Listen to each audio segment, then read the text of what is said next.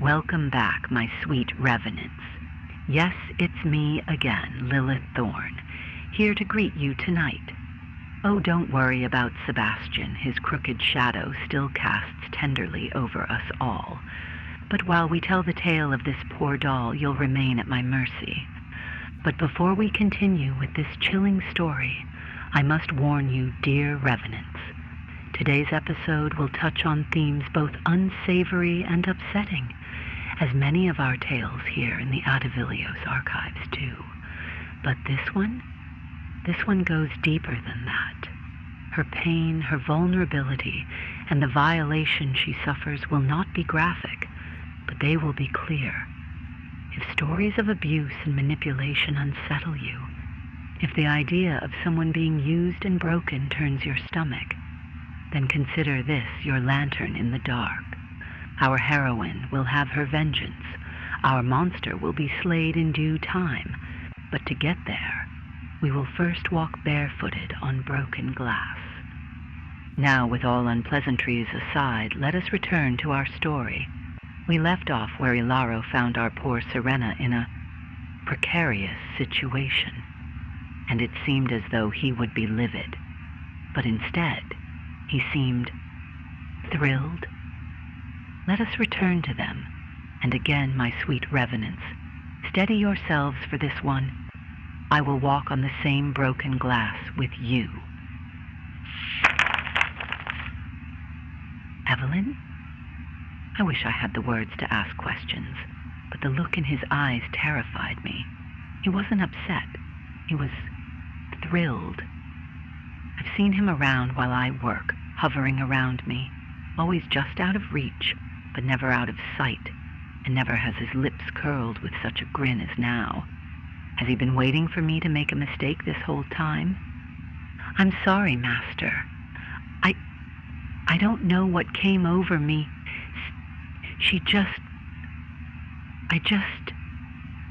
What could I really say? There was nothing that would justify what I did. I killed something. Someone. Tears rolled down my eyes before I could notice when he walked up to me. Slowly, he stood before me, the stare of a predator glinting in his eyes. Then he struck me. He hit me so hard I almost lost my footing. I hesitated to turn back around, but I knew it would be worse if I didn't. And still, he struck me, again and again. When I saw him raise his hand to strike me a fourth time, I raised my hands and clenched my teeth. I didn't want to get struck again, and it looked like he was waiting for that, because when I did, he lowered his hand, smiling that crooked grin again. There she is, my darling Evelyn. I wondered if when you were turned into this thing, if enough of you would remain for me to play with. I'm so thrilled to see that there is. He wasn't making any sense. Why was he still calling me Evelyn? My name. Before I could finish my thoughts, he grabbed me by the mouth and squeezed my cheeks hard. It hurt. I didn't know if we're supposed to feel pain. The other doll didn't look like she felt pain. But me? I could feel it all. The pain, the fear, the anguish. I felt my chest tight and my breathing sharp when he leaned in and started whispering. No, doll. You don't get to talk back to me. You are a toy, nothing more. Mine to use, to play with, to break.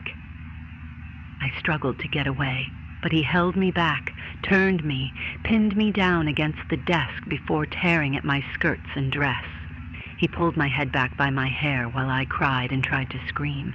Anything to stop him.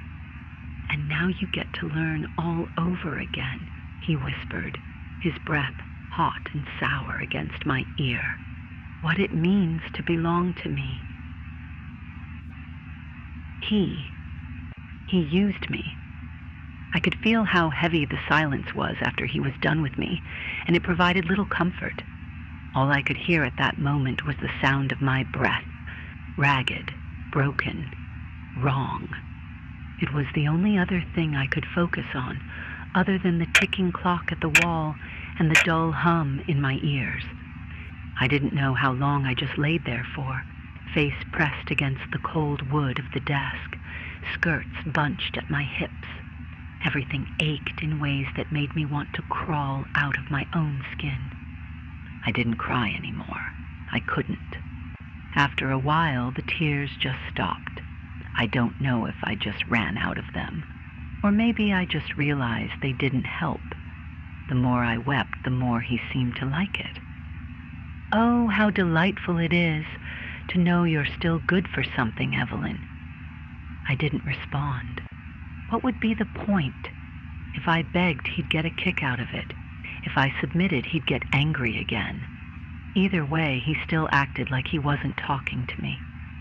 Even as he got dressed, I didn't move or said a word. I just wanted this to be over. I wanted him gone. Now pick yourself up and clean up this mess. Behave, and next time I won't be so rough. Not at first, at least. Again, I gave him nothing. I tried. I cried. I begged. I pleaded and screamed. But no one came to help me. He didn't stop what he was doing. I didn't want to move because I could still feel the phantom of him, his touch, his voice, his stench against my skin, and it sickened me. The only thing I could focus on was the simple fact that I was still here.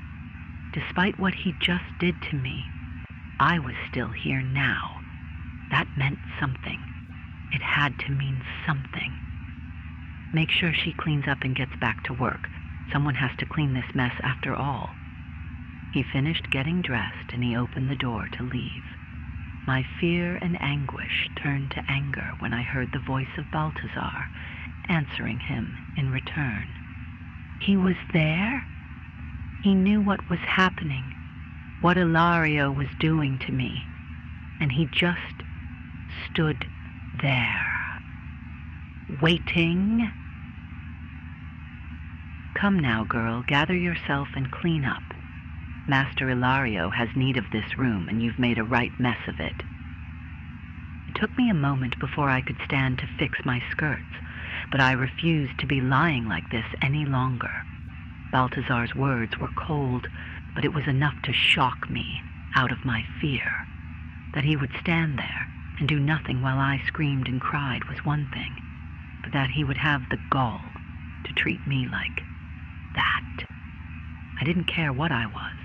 I didn't care what I was expected to be. I only knew what I felt, and what I felt is betrayed. Yes, sir. Balthazar raised an eyebrow at me. I didn't hide it. My rage, my fear, my sorrow. My voice dripped with venom. I wore it all in my stare. Whatever words I couldn't say with my lips, I screamed with my eyes. It was enough to get the message across, it seems. Right then, I'll allow you a moment to compose yourself. I will return within the hour. When I come back, I'd best find you cleaning up or done by then. His threat didn't carry the strength it usually does. I waited until he left to close the door before my knees gave out, and I started to cry. I didn't want them to see me like this. By the mire, I wasn't supposed to be able to feel like this. I was supposed to be as dull and lifeless as that maid I killed. At that moment, I wished I was, but I wasn't. I didn't want him getting upset again. I didn't think I could take it. I didn't know what else I could do. Until I could figure something out, I played along. I followed the rules. I cleaned my mess. I served and obeyed. I became the ideal doll, hoping that's what it took to keep him away. At least until I could find a way to free myself from him. A week passed after the incident. I wish I could say that was the only time he assaulted me like that, but it wasn't. There were 2 other incidents. One of them, I didn't even do anything wrong. He was just bored. At that point, I didn't know what I could do to avoid him. I always found him, lurking just around the corner. Whenever I caught him, my stomach would turn on me. I found myself constantly looking over my shoulders now, even if he's not there. Whenever he is there, I find myself rushing what I'm doing to get away. But I couldn't escape him, not in this gilded cage. Every time he passed near me, I tensed. I didn't know why he kept trying to toy with me like this, but I just can't help to be afraid. I hated it. I hated the fear. I hated the paranoia, and I just hated him. The more I kept thinking about it, the angrier I felt. My hands were shaking, my teeth were gritting. I kept thinking about that one time again and again and again. I didn't want to. I wanted to think about anything but that. I couldn't stop the images from coming back. Before I even realized it, I blacked out again. I was in the kitchen this time. The last thing I could remember was that I was supposed to help clean the pots for dinner. Then, there I was, a knife in my hand, another doll on the floor, and my hands stained with her blood. Same hollowed stare, same empty expression on her. Me? I felt more fear than I've ever felt. My voice was already breaking in fear. No, not this. I can't. Not again. I knew he wouldn't be far behind. I knew he would find out soon, and I just felt the horror growing in me of what he would do when he found out. I had to leave. It had to be now. I looked back at the hallway and saw that no one was around. I didn't know where Ilario was, but I didn't care. So I rushed through the hall, turned from hallway to hallway. The front door wouldn't be an option. I had to think about where would be the best way to leave, and if anyone saw me, I'd be done for. A doll isn't supposed to care for herself like this. Why? Why am I different? I made it to the grand foyer, and I could hear approaching footsteps. Someone was coming this way. Upstairs then, maybe I could hide in a room until I could find a way out. I froze in my tracks when I heard my name. Syrenna! Ilario. He found it. He sounded furious. He didn't call the other name this time. I didn't know if that meant it would be worse. I tried to steady my trembling hands and control my breath. Still, I ran upstairs. Those footsteps echoed louder now as they approached. I turned again to the rooms. I didn't know where else I could go. I know I was expected to just stay there and wait for what was coming, but no. I refused to be anyone's toy. I couldn't put myself through that again. And then there it was, the broken door. I wasn't supposed to open it. It was one of the first things I was told not to do, and the one thing I haven't done since being here. But it was the only place I could think of where no one would look for me. Right? I rushed into that room, closed the door behind me. Then I huddled, quiet as a mouse. I kept my ears open, waiting to hear footsteps pass by. Since I was told not to come into this room, I haven't. Not once. There's no reason they would think I'd come here. I heard the footsteps coming and I froze, waiting, patiently waiting. Finally, the footsteps moved on, probably looking around another part of the house for me. But now I was here by myself. I took a look at this room, the one they'd so eagerly wanted to keep me away from. And now I could see why. The room was dusty and unkept. No one had been cleaning here in a long time. There were pictures around me and broken furniture, a worn-out bed, stained with dried blood, and Meyer knows what else. Clothes all over the floor, some torn, some faded over time. The rest of the house looked old and past its glory, this room. It was abandoned entirely. Then I saw it, and I felt something in me break, a picture. I took a closer look at all of them, wiped the dust from them carefully, and saw that it was me. Rather, it was who I used to be, before I was turned into what I've become. That gnawing feeling I've struggled with for so long. That overwhelming sensation that has taken over me and killed in my place.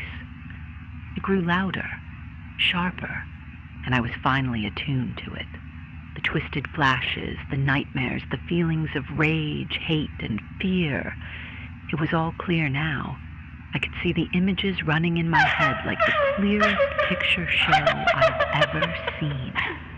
Those flashes were the memories of her, of Evelyn. I could see the flashes of Ilario having his way with Evelyn over and over and over again, toying with her, teasing her, and hurting her at his heart's content.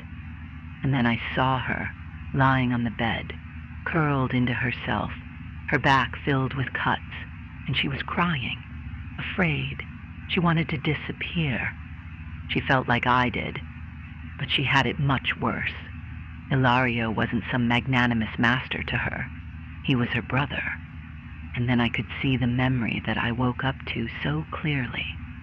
Ilario leaning into her ear while she cried and held herself, twitching at the slightest touch. And I heard those words again. You will belong to me. You will never want for freedom. You will never utter a word unless it ends with yes, master, and you will never run from me again. I could remember then, too, that he was the one who finished the deed. He let us know what was going to happen. And then, with all the calmness of a spider, he drove a blade into her heart, my heart, our heart. He wanted Evelyn turned into a netherborn. I don't know if it was his idea or the doctor's for me to have these memories, but it didn't matter. I knew now. I knew everything. That monster. That fiend. He did this to his own sister, to me. Now it all made sense. The rage, the hate, the murders. Ilario couldn't keep getting away with this. He wouldn't. For a moment I stood there in that room, staring at a cracked mirror on a broken dresser. Even though I saw myself in broken fragments held together, I couldn't have seen myself more clearly. I knew then that Syrenna was more than a doll. Evelyn was more than a victim. Together, we were unique. We knew everything a doll should be and what we were not. We knew what it is to be toyed with, to be pulled apart and remade. And we would no longer be his plaything. With this newfound clarity, we could see things in a way that we never could before. This room, it connected us. And this manor, this place, where Evelyn was preyed upon by him, and where Syrenna felt imprisoned in, it would now be our hunting ground. Ilario, he was all that mattered now, not the fear of him, not anymore. All that mattered was making him pay. We would see him pay for his crimes. As we stood from the dresser, we caught a glint of something shiny by the bed. It was a necklace, a simple golden chain with a pearl at its center, fitted into an elegantly carved filigree, and we remembered. This was precious to Evelyn, a gift from her mother before she passed away, before the sun lost its shine and every flavor became sour. It was important to her. It would be important to us then. After picking it up, we put it around our neck and felt comforted. As we are now, we still held a piece of them, and that made us feel warm. We heard more footsteps approach. It would be now then. No more hiding. It was time he knew what we have felt. We laid a trap, knocked something over, just enough to draw attention to the room, and we hid, waiting. Another doll, most likely looking for us now. Ilario would have whatever was left in this house looking for us by now. Then we would give him something to chase. The doll walked into the room and searched, her expression as dull and numb as the other, inferior like the rest of them. We hid in the shadows of the room. Where Evelyn once hid for safety, we lurked until we were ready to strike. The doll turned its back to us, and now we attacked. We made our kill quick, a slice to the throat and a hand to her mouth. Then we stabbed her core, where her heart would have been. No shattered bits or torn limbs. We were an instrument of precision. Our actions served purpose, not instinct. We stripped the doll down, slashed its back, and positioned it on the bed as Evelyn was. Let him find his toys like this. Let him know we were awake. Our hands were once more stained bright yellow with the doll's blood. It was then we felt it, a wicked thought. Every artist needs a signature, we whispered to ourselves. The urge to make the message clear drove us onwards. We smeared the wall with the doll's blood, writing a message for him to find. We know what you are. Monster. Our work here was done. We spared only a moment of sympathy for the doll. It was not at fault here, but it was nonetheless a piece of our crooked puzzle. Now, a bait for our crooked game. We decided not to wait. Instead, we left the room, left the door open for them to find our canvas. Then, we moved through the house. We used every passage we remembered. All the hiding places that Evelyn relied on became our spider's web. We saw Ilario across the hall and hid, not out of fear now, but because it wasn't time yet. No, we would not be satisfied with his death alone. He needed to be broken first. He needed to feel the fear that we felt. We would make sure of it. Besides, there were other pieces to our puzzle that needed to fit together first.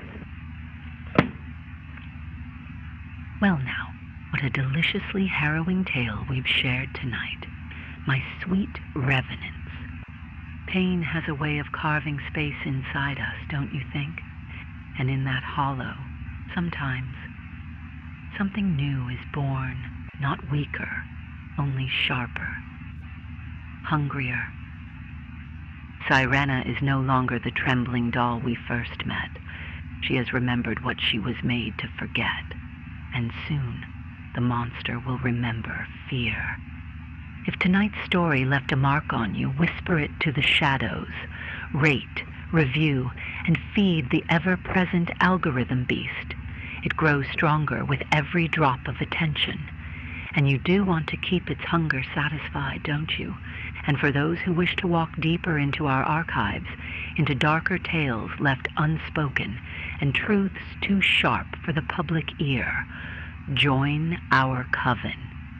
Become one of us on Patreon, where the full moon never wanes, and your support helps me keep whispering these forbidden stories. Until next time, my revenants, keep your knives sharp, and your secrets sharper still. Good night, and good hauntings.